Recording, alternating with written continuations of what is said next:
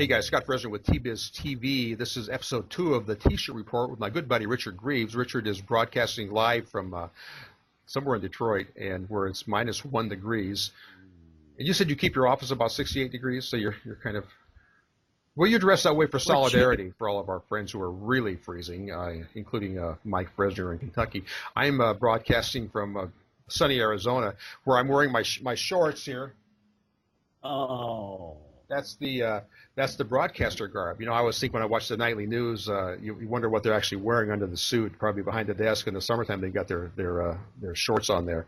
Hey, in this episode, we're going to talk about a lot of different things as we normally do with our topics, including support calls and new products. We're going to cover a little bit about Stalls TV, which is a hot deal.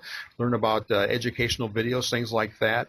We're going to talk a little bit about SGIA's participation in the Magic Show, the Men's Apparel Guild show in Las Vegas, and how they're doing a lot of bringing the screen print capabilities to the masses.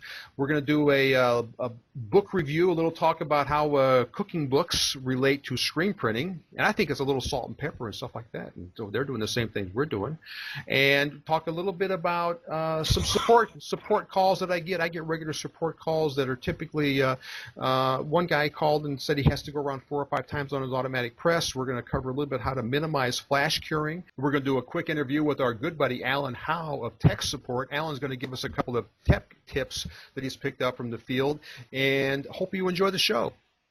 Bon temps roulé, Mardi Gras. Hey, on quick BS kind of stuff, someone told me, you told me yesterday, you're going to go buy donuts today. I had no idea what you were talking about. BS is not, there's no BS when it comes to donuts. Let the 2 regular guys have their chicken wings or whatever it is that they eat. Oh, my God. They're going to love us. So are we the donut guys? No, the donut has to do with Mardi Gras. Today we're the donut guys because today's Mardi Gras, and there's a big deal at Krispy Kreme. So I'm immediately going out and buying 2 dozen of the Krispy Kremes. There's a real bargain. But what's that have to do with Mardi Gras? I forgot. Well, donuts make you fat, and Fat Tuesday is today. Lent starts this week, so oh yes, okay. It's for those Catholic people. So they got to fill up. Then that's I'm driving my girlfriend Gina down to Fishbones tonight. She's going to be drinking quite a few of the Hurricanes. That's the pre-Lent. She and I ate an entire Hershey's dark chocolate extra rich bar last night because she can't have anything after tomorrow. Oh my God, that's so. We read somewhere in an old person's magazine how dark chocolate is good for the throat. It's better than cough syrup. And so I've been buying the $1.50 giant bars, and we seem to eat 1 or 2 a day.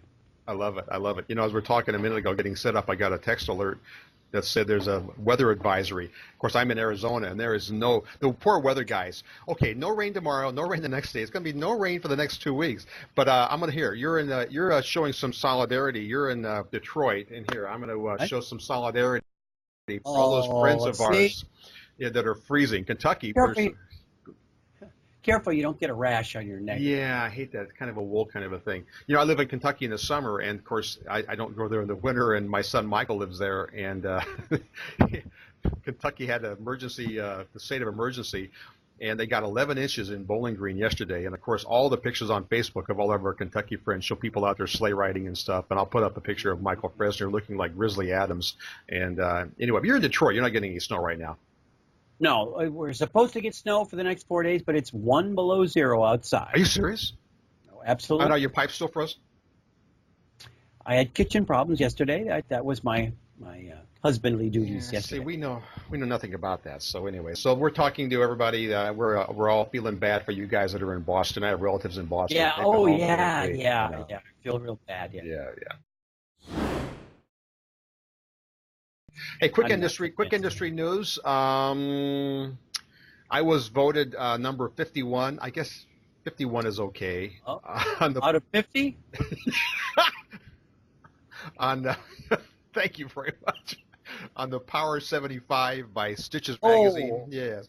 The Power 75 by Stitches is the top 75 most influential people, typically in the embroidery side, but it includes guys like Ted Stahl and some screen print guys, but very, very much embroidery heavy.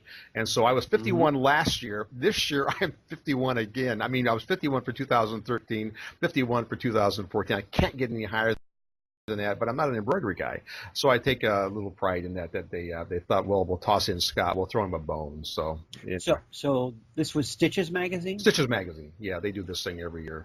And have you been following Stahl's TV, our buddy Ted Stahl? He's right up the street in St. Clair Shores. I used to work for Ted. I consider him a very good friend. He was very loyal to me as a boss. How far is that for you? 40 minutes. I'm going to drive up there tomorrow for my massage. Not to Stahl's, but to go see the fabulous Pam. Ted's doing massages now. I didn't know that. No. I spoke too quickly. That's funny. Here's I'm going to put up a screen grab of the thing, but they've got.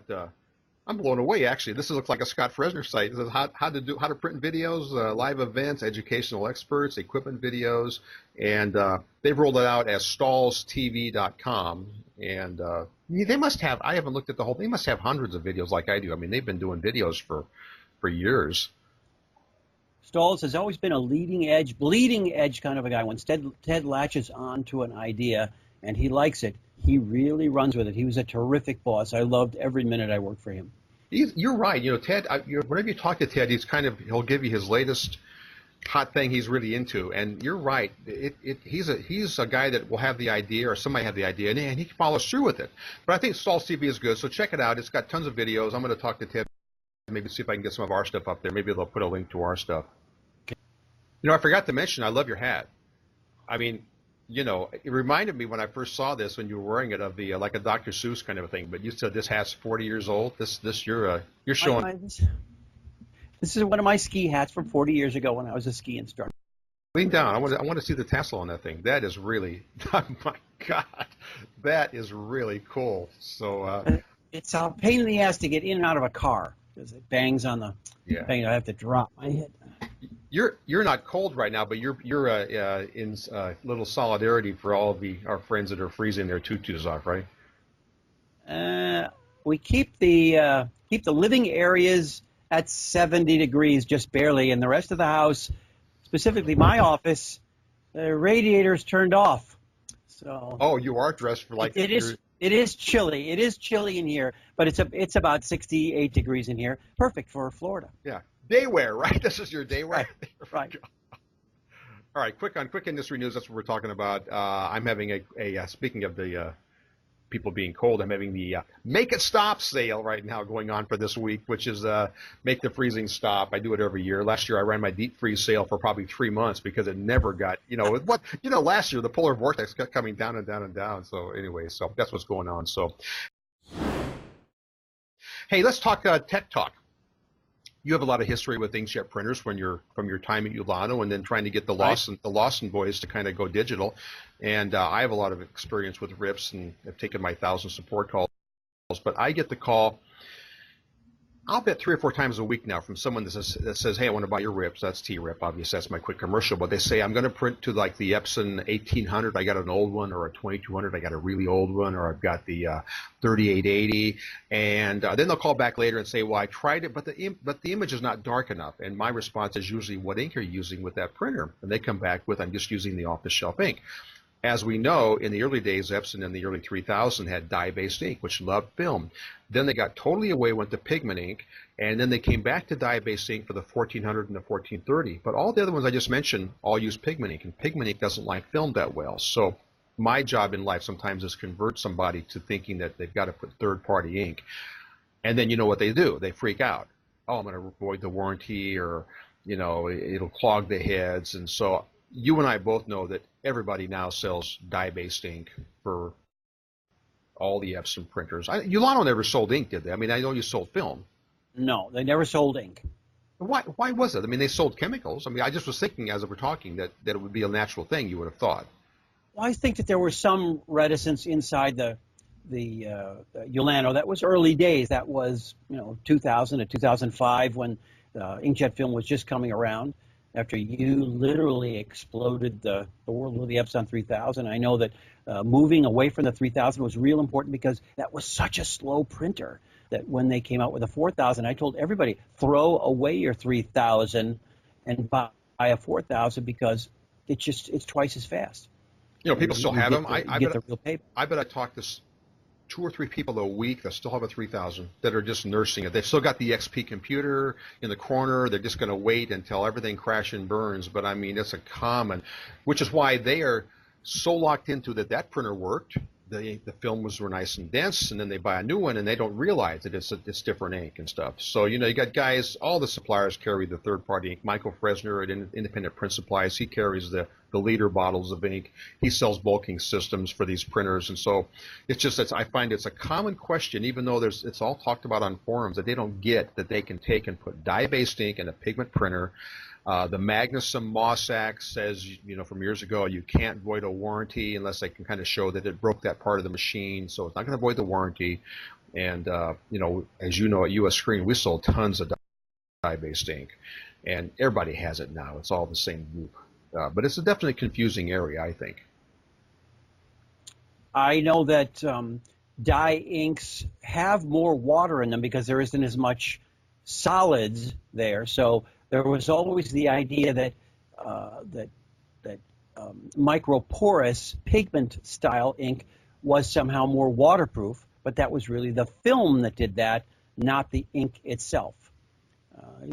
A liquid is going to give you a much better look, and it's just less expensive.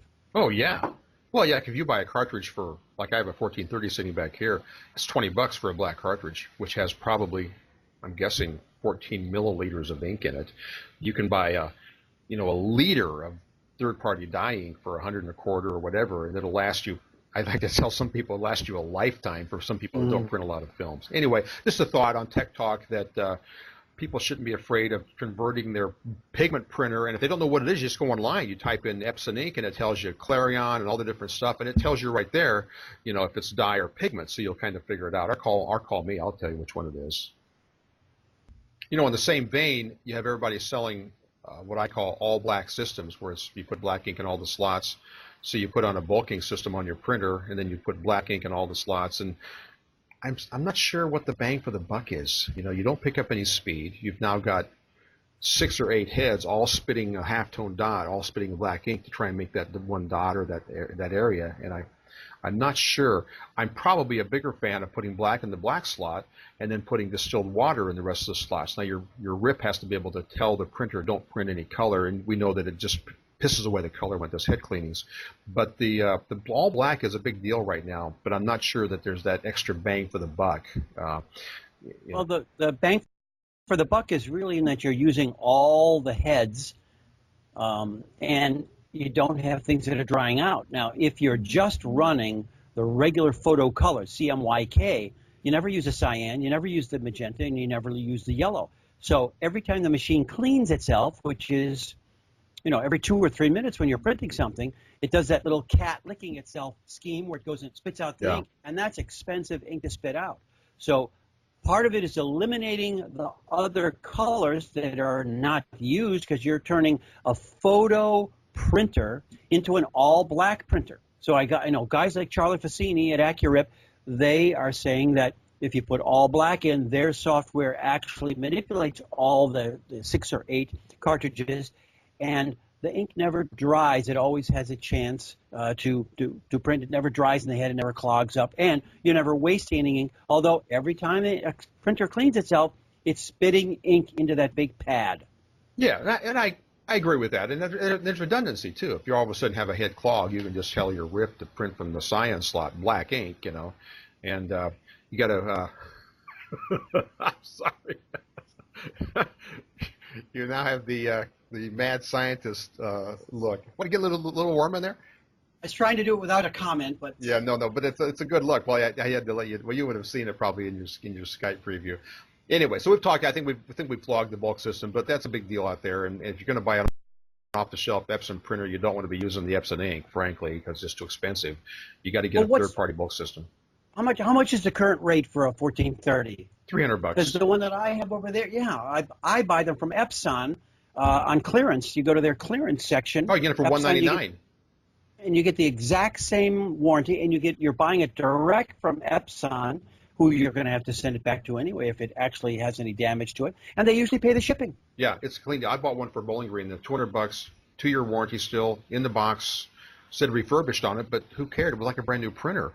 From Epson. Yeah, it was a hell of a deal. Yeah, let's talk about trade shows real quick.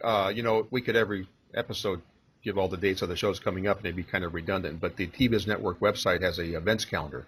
I'll put the address up. They just go there because you've got Embroidery Mart coming up. You've got the DAX show coming up. You've got ISS coming up. But one thing I don't think people realize is that there's a huge show in Europe that you and I have talked about before called FESPA. You've been to FESPA. I've been to FESPA for years. And FESPA this year it's May 18th through the 22nd. In Cologne, Germany. I've never been to Cologne, so I don't know why they moved it. Maybe they didn't get the same deal on the hall in Munich, because it's been in Munich for, how long, on and off. But FESPA's a good show. I mean, if you're a foreigner, it's got a huge thing called FESPA Fabric, where they kind of group. I wish SGI would do that, kind of do a SGIA Fabric, where they put all the T-shirt guys, including in one spot. Where FESPA has it in a hall where you can go into the hall and you know that in that hall you're going to see the garment guys, the heat transfer guys, the equipment guys all relating to garments and stuff. But anyway, so it's not a bad deal. It's called FESPA and FESPA Fabric in Cologne, May 18th to the 22nd. I'm not going to be there because they kind of don't invite me anymore. You're not going to be there probably because unless you get a free ride. It's not worth $2,000 for me to go. It's way expensive. Yeah, $1,500 to probably fly there round trip, and then you got the hotel and stuff. And so if I can't get a ride, I ain't going. But you had commented when we talked yesterday pre-show about the SGIA getting heavily involved with the Magic Show. Tell me about that, because and it's not guys pulling rabbits out of hats. It's called the Magic Show, which we all know what that stands for. We do.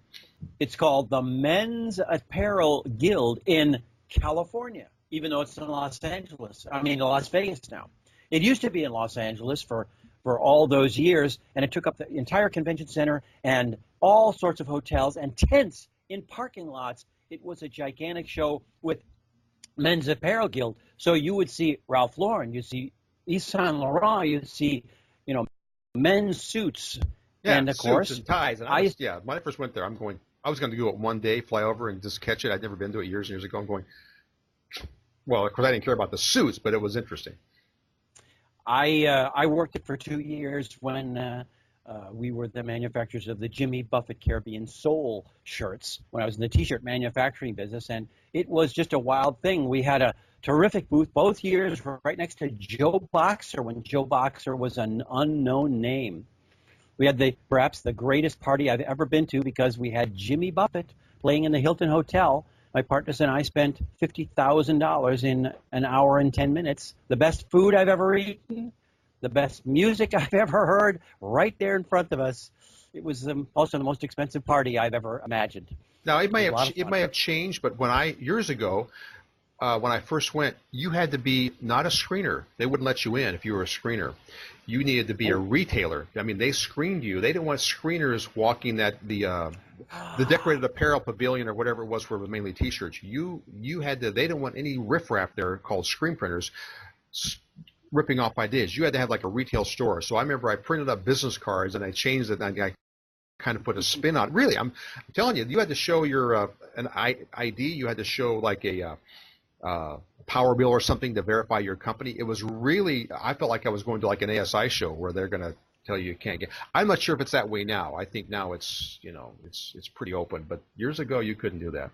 But the point is, this year SGIA is you never had screen printing equipment at these shows. It was always people selling. Now they have this whole pavilion. I haven't been to it. Last year was, I believe, the year that they actually started. It's the first year I was aware of it. But SGIA puts on sets up an entire printing press just as they do at an SGII show. The equipment this year is again donated by M&R. And you've got quite a few printers. You've got Tom Davenport from Motion Textile, who's also a big wig at SGIA, and a guy that I just met last year, a really swell guy. Pierre Yamnishi is working the booth. Greg Kitson is there. Johnny Shell, all kinds of people from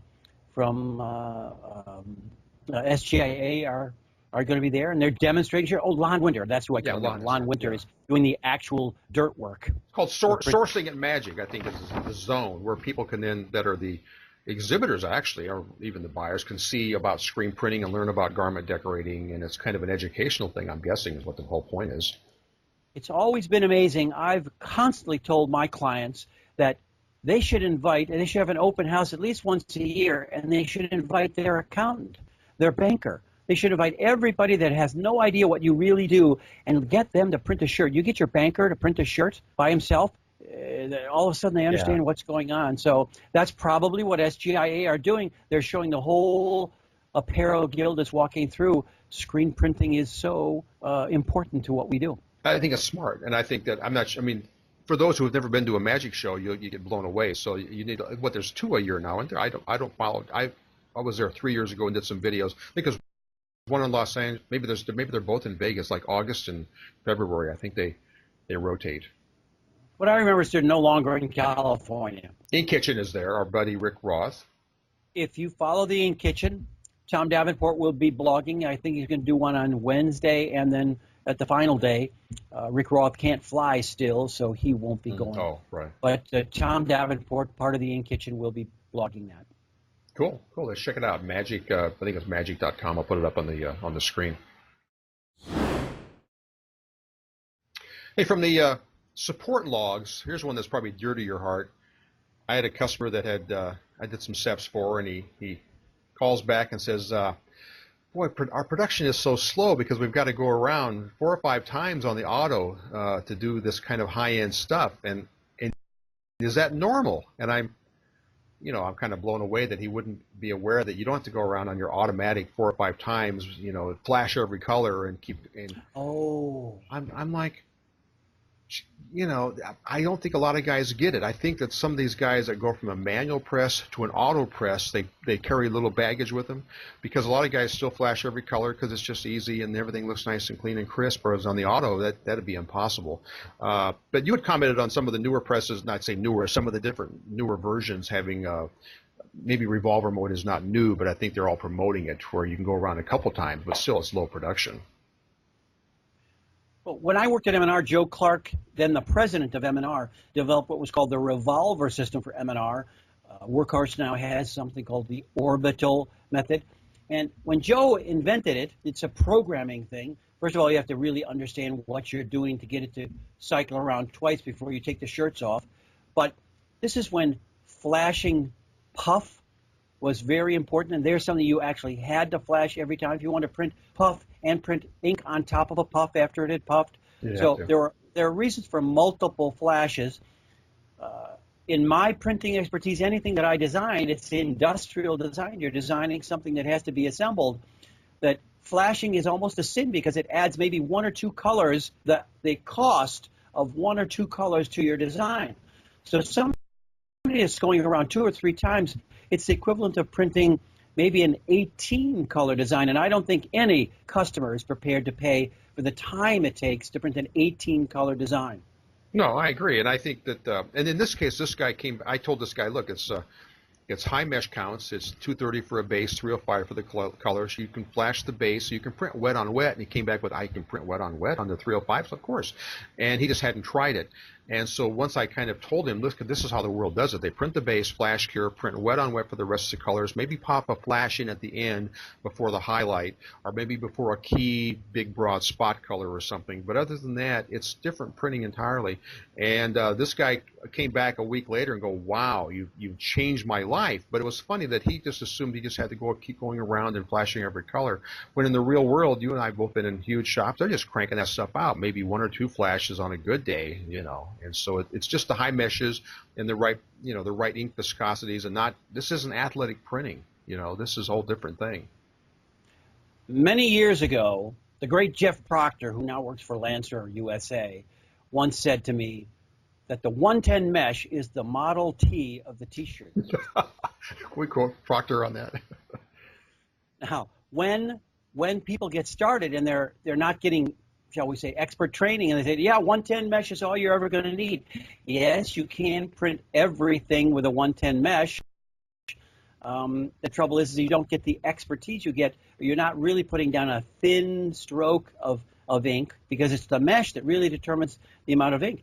I've also heard plenty of stories about people that just can't print a good underprint. They think they're expert printers, but when they get to an automatic press and they can't print an underbase, a thin white sealer, that's what the white's supposed to do. And if you're trying to do that with a 60 monofilament mesh, because that's the way you learned it from grandma, and you're doing it with 2 or 3 hits, that's very expensive. You can do that when you're printing only 40 shirts an hour. But if you want to make any money, you can't make money on a regular basis printing 40 shirts an hour. Yeah, no. So that's why when they moved to an auto, because it's easier when you're on a manual. I mean, you can do 4 or 5 strokes, flash every color, blah, blah, blah. Not easy, but it's low production. You're kind of in that mindset. You buy an auto, you want to crank that stuff out. So anyway, so for the auto people that have moved up to an auto, yes, you can get away with less flash cures, go to higher mesh counts. Even now when I do steps, I'm surprised that I send people to steps. I say, put the base on a 230, and they come back with, well, the highest I've got is a 156. Well, it'll work, but it'd be nice if you could invest, you know. Well, you're making a very good point. Most people only have 2 or 3 mesh counts because that's what they needed when most of their work is done on a manual press.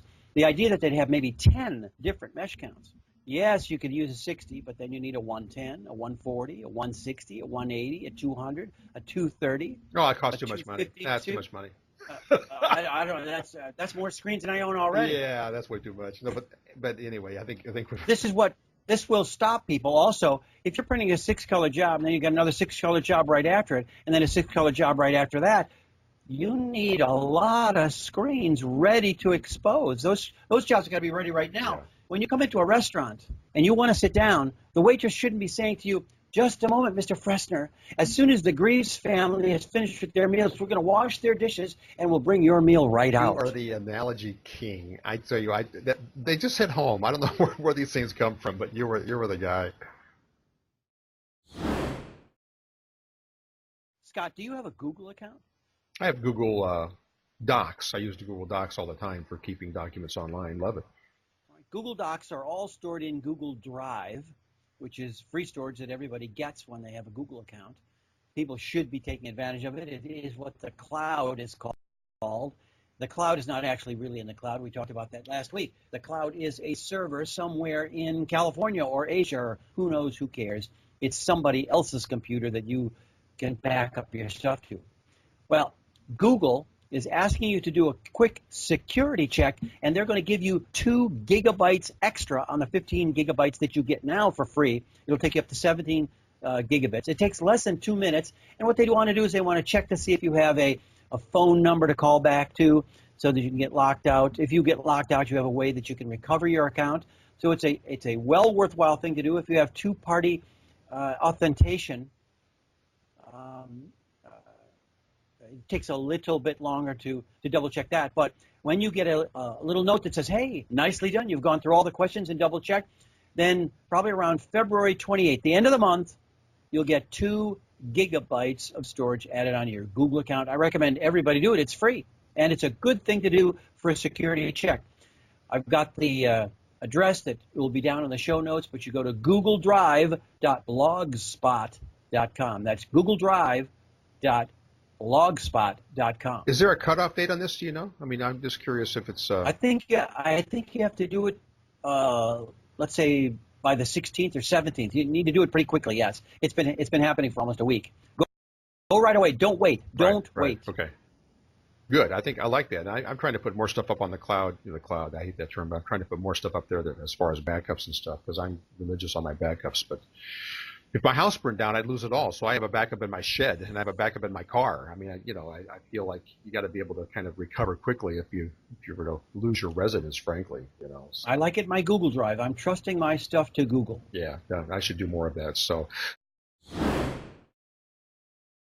Hey, on quick product news, it's just a toss-away little quick thing, but my son Mike Pressner has independentprintsupplies.com. He's one of our sponsors. Where's the check, Michael?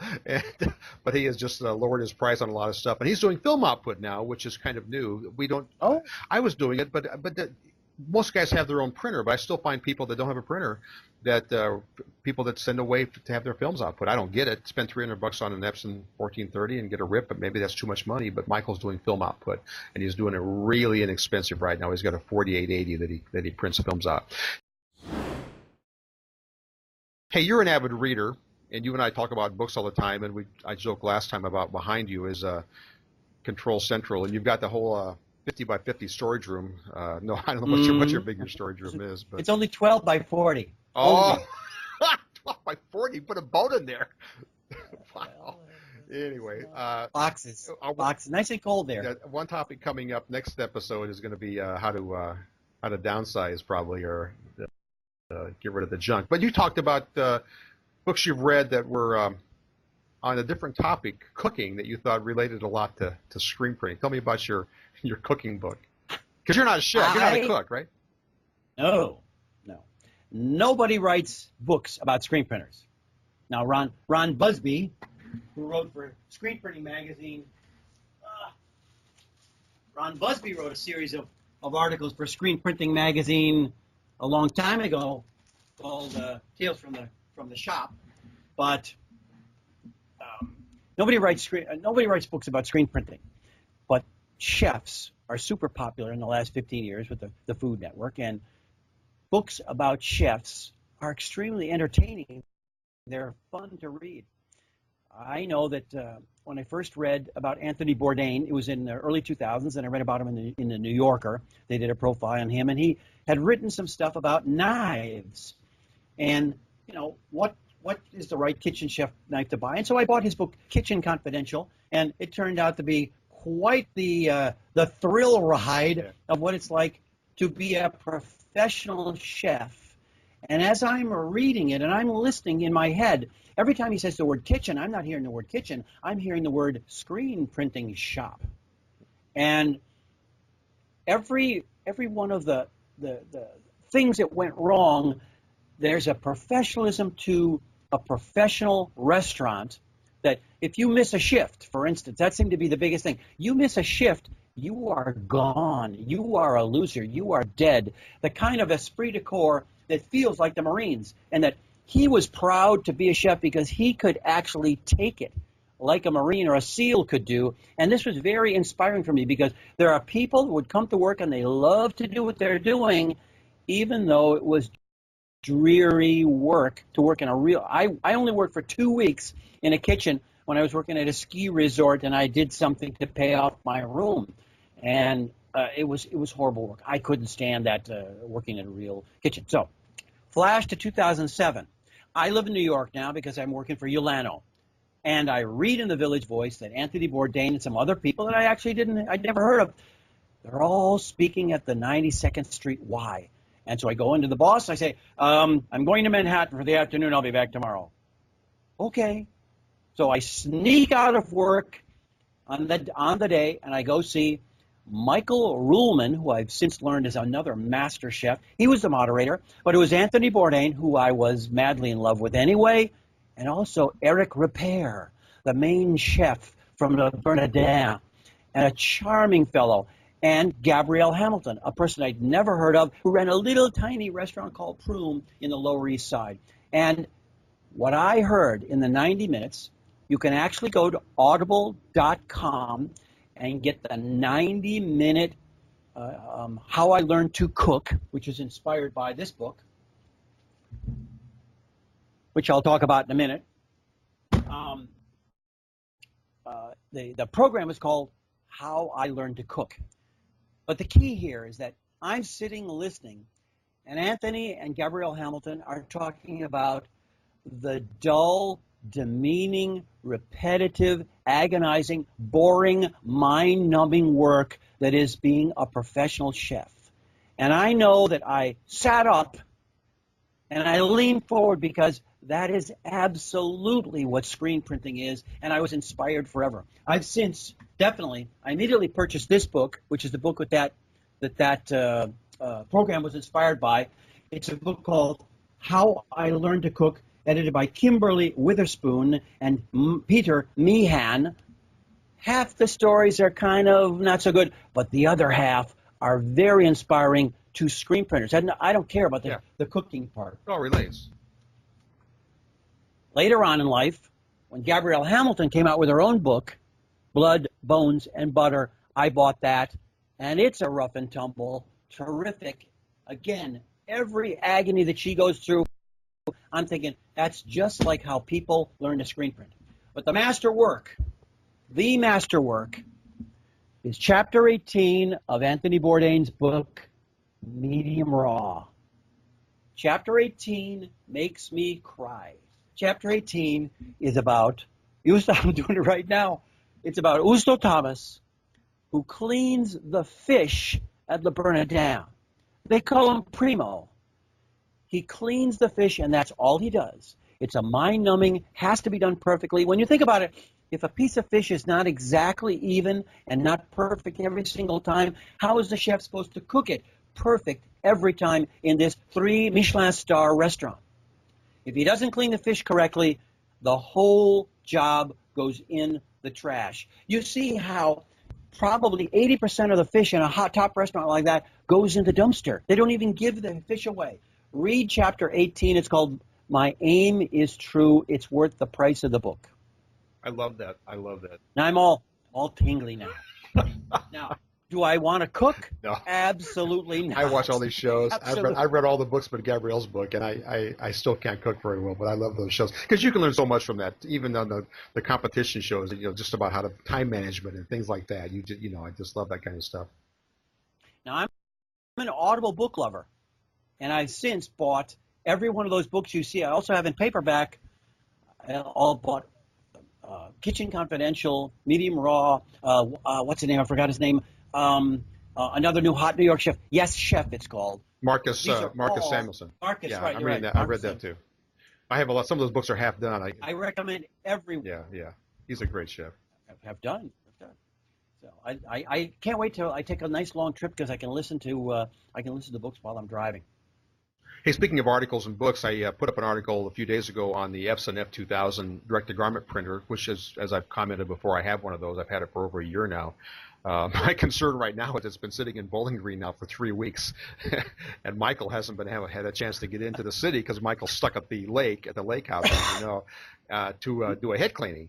But we've let that machine sit for 3 weeks before, and you do a power cleaning on it. It does piss away a little more ink. That sucker opens right up. Anyway, if you like DTG and want to learn a little bit more about it, I'm a fan of the Epson and F2000. There's an article at t-biz network website on the articles page, so check it out. Hey, a couple of days ago, you and I had a chance to talk to our good friend Alan Howe, who used to be with EasyWay, and I always still think of Alan as being with EasyWay, but now he's with Tech Support, our buddy Bill, and we had a little talk with Alan. Let's go take a look at that conversation right now. Hey, we're with Alan Howe, our good friend from many, many years, and Alan, you've been around the industry longer than I think people remember. Give us a little quick snippet. Well, yeah, I started in January of 1987. I was barely 20 years old, and I worked for the former Harco Graphics. That's where I actually learned. Now called Brown Manufacturing with the Harples. Correct. And I was there for a little bit less than a year. Learned the screen printing trade there. I learned about inks, and a guy named Richard Greaves came in and showed me how to do roller frames at the time. Who? That's an old guy? He's retired, isn't he? He thinks he's retired, but he's not. Yeah. He's still around. And then, guys like Al Petsy showed me how to coat screens. And I remember listening to Frank Blanco from NASDAR talk about inks. And so I feel very honored to have met these people and been kind of mentors and stuff over the years. But I left soon after, and I went to J Products out of Cincinnati when they were in their heyday. Was there for almost 10 years. So most people remember me from J Products, and then I was the Great Lakes Regional Manager for EasyWay Systems for quite a few years. Where do you live now? I now live in Columbiaville, Michigan. Most of the industry, it's funny because most of the industry think I'm from Ohio, because most of my career has been in Ohio. I lived just south of Canton, Ohio for over 20 some odd years. But I'm actually a Michigan boy. I was raised in Metro Detroit and graduated high school there. And then a few years later, I started with Harco at their Plymouth, Michigan branch. But I just recently relocated back to Michigan. I guess you can always go home. And, most of it because of traveling all these years. I can live anywhere I need to. And you know what? Knock on wood, both my parents are still around and just want to be there for that. My brothers have all moved back to the state from being around the country. And so after 30 years, the whole family. This Christmas was kind of cool. That's pretty cool. Now, you're with Tech Support, which is Bill Redeker. And are you an outside salesman, or what do they call it now, a tech salesman? Maybe there's a term for it. Yeah, I'd be an outside field rep or technical representative. Everybody asks my area. If you ask Bill my area, he would just say the world. I have customers in New Hampshire and in Michigan and Nashville and all over. But I've recently just been trying to focus on building the Ohio area for them, but pulling up customers out of southern Michigan. So doing well. But still, I have, very large accounts in New Hampshire and in Nashville. But do you call on them? I mean, are you on the road all the time? I'm on the road usually anywhere, a minimum of 3 days a week. I just came back last night. I left Monday. I came back to Michigan last night, which is a Thursday, and I happened to be just making a couple calls to a customer I sold a very large 10-color automatic to north of me. So I was visiting him and seeing how that install went. They just got up and running, and so had time. I'm here at my house. Yeah, but aren't you guys? I don't know how you guys travel in the winter though, because I'm from Arizona. I don't get it. I watch the news, and all it shows is people shoveling snow and snow covering cars. I don't understand it at all. Well, there's a trick to it, to traveling in the snow when you live up here. When it gets real bad, I don't go anywhere. I cancel things. So, yeah. Was it 2 weeks ago? I had 11 inches, 12 inches fall, and, Sunday night I have customers calling me, and I'm glad, and I don't go anywhere. Yeah, Richard Skype. I don't want my... Richard Skype was getting 18 inches, you got 18 inches in what, 2 hours, or I don't know what the heck it was. Yeah, it wasn't that much, about 8 inches maybe. Yeah. So, but in your travels, I'm guessing you get a lot of ideas, or you pick up tips from people and stuff like that. Toss out a good tip for us.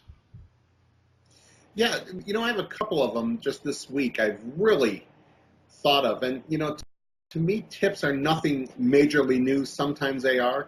The first one is applying heat transfers. And, this is something that should be common to all of us. But many times I have someone talking that, especially on a plastisol transfer, where they're saying it's not adhering. The edges are curling up. Well, sometimes we get so busy in production, and especially in a clamshell press, we're jerking that lever up, real fast. And what happens, the pressure of that flips up the paper and doesn't allow that transfer to transfer well and adhere. So, if you're applying heat transfers, plastisol transfers, don't yank up that lever. Lift it up slowly. Crack that pressure.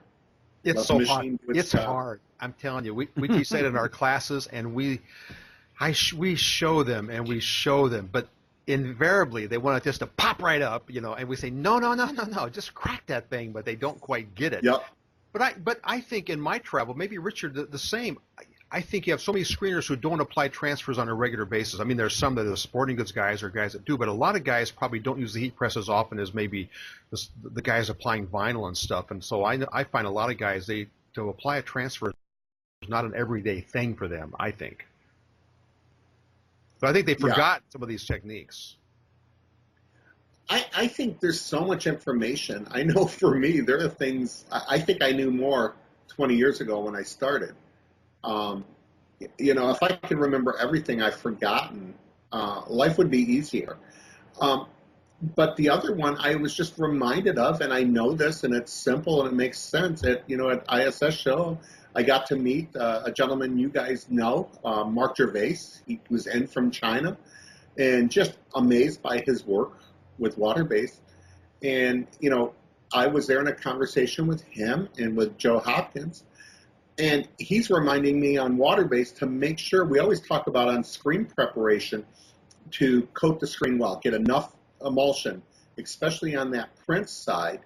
But we forget with WaterBased, if you don't have enough emulsion on that squeegee side, those hills and valleys, that WaterBased ink will start drying on the sides. And that's a problem. Anybody using WaterBased, I see it all the time. Never even thought about it. And to me, that little tip is gold. I love that tip. I love that. Yeah. Well, as a follow-up also, Joe Clark and I have certainly been teaching for years that if you do not have a full film of emulsion on the inside of the screen where the squeegee is, first of all, you're going to hear that noise, that zip sound, and that's the blade, of course, scraping across the inside. But imagine the shape that the ink has to transfer through. It's now moving through a funnel, not the classic screen printing magazine picture of a cylinder, but it has to start as a funnel of a wide at the top and skinny at the bottom. And that was right after that makes I saw perfect Richard. sense, though. Yeah. And it was funny to me because, not funny, but I'm going, I should know this. I've heard that. So I'm talking to Richard, I think, later on that day, and he's reminding me of, the cylinder and, as opposed to the funnel, and it just all clicks. But I think sometimes as call it for what it is, an industry professional, I get frustrated with sometimes some of my customers and the printers because, come on, guys, this is your business. Where in turn, I was just kind of reminded through this going, there's a lot of information out there, and it's a lot to keep track of. So I'm trying in my business to be more of the information guy and help them say, hey, remember this. Remember these fundamentals. Now, Alan, isn't this why you're trying to teach fundamentals? It is true on that. The fundamentals, for me, just come back that if we don't master the fundamentals of screen printing, some of the stuff that, and I'm going to name drop you guys do in your career, I'm still amazed at. Or guys, Mark Houdre and Joe Clark, and, these are people, you all are people that, I would consider mentors and have learned stuff from over the years. But to be that a good screen printer and a master screen printer is we have to master the fundamentals. It's not, doing the finest lines and stuff, but if we don't master fundamentals, screen tension, coating, curing, exposing, squeegees, good squeegees. I don't know how many people are going, when's the last time you changed your squeegees? You're supposed to change these? 10 years ago. And these are just master, simple fundamentals. Professional athletes are professional because they know the fundamentals and it becomes second nature. In our business, and I think any business, there are fundamentals. And I'm going to try to make it my lot in life to share the fundamentals and help my customers and my people and my influence to be reminded of the fundamentals of screen printing. And if we can't master that, then it just becomes too hard to print something that really shouldn't be that hard. It shouldn't be that hard. I agree. I teach in my classes that if I can teach you how to make a good screen, hold a halftone dot, and make a decent print, then whether you're doing a one-color print or a 10-color print, it won't matter. You can do it as long as you have, of course, good separations and stuff like that. Hey, in your travels, I'm curious, because I'm not out in the field, obviously, near as much as you are. How many of your printers are using WaterBased Sync now and doing discharge and stuff? I mean, what percentage do you think? Oh, I don't know that I can give a percentage because most of my travels are in the Midwest and in the Great Lakes region. But I am finding more and more people. There's a very large shop in North Carolina that does work for Disney, and they said WaterBased is becoming more and more and more, part of their forte that they have to do. Just today, when Richard called me and reminded me of this thing we had set up, I was talking to a guy about WaterBased. He's not huge. He's in a little place, a shop just over by Flint, Michigan, and very interested in what you can do. And he's played around with some of it. And we were just talking WaterBased.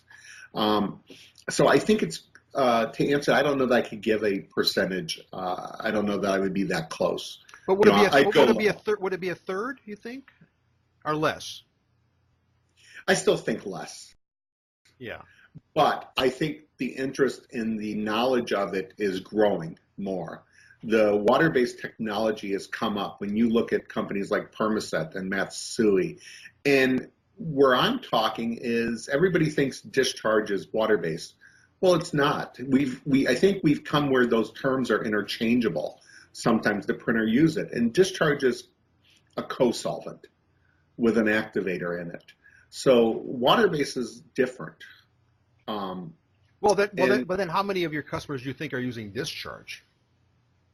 A lot. I think a lot more. But I think the question I always ask is, are you happy about using discharge? I haven't found anybody that says, yes, I love discharge. They may like the look. Yeah. They may have learned how to use it. But it's a rough product. Yeah.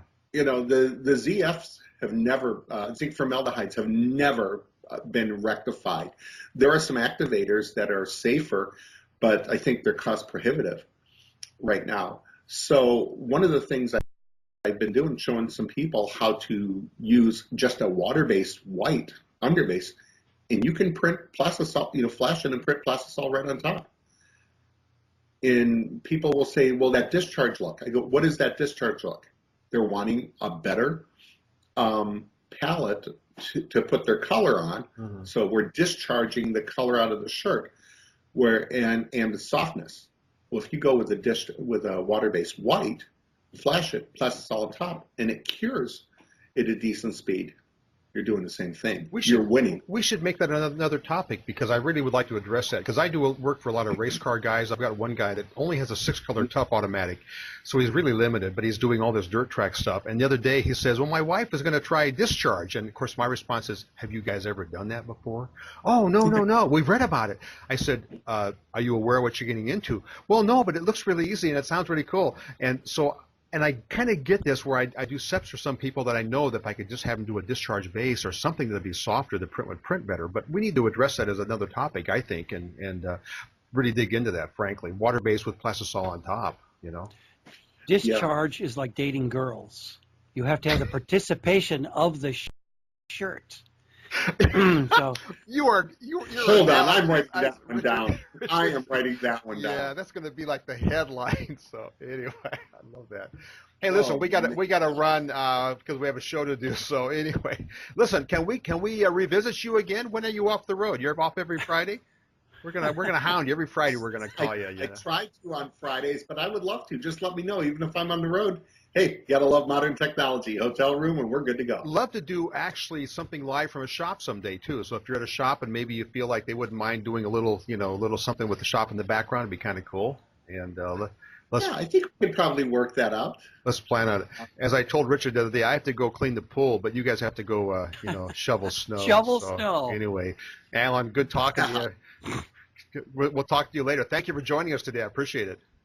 Thank you, Al. Thanks a lot. I'm honored to be asked. Thank you very much, Dylan. Hey, that was great. And if you watch our show on a regular basis, we're going to do more interviews just like that, because with Skype we can do it all. And anyway, it's been great talking with you guys. Richard, let's see, you have to put your scarf back on because it's going to be 68 in your abode there, and that's good. That's good. You just need the hat, and now we need some going out music for some Mardi Gras music, right? Happy Mardi Gras. Go down to get the hurricanes, because tomorrow, that's all. All right. Good talking to you again, Richard. Nice talking to everybody. Thanks for watching. Take care.